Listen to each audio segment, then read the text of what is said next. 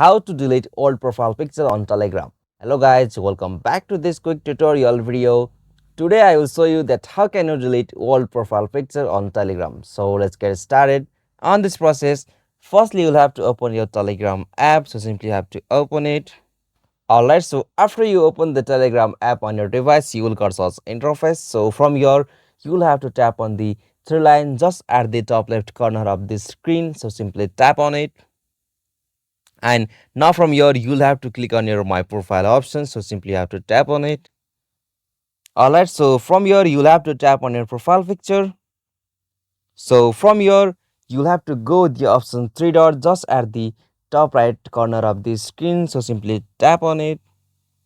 And now from here you'll get options like delete. So simply to delete the profile picture on Telegram, you'll have to go that option.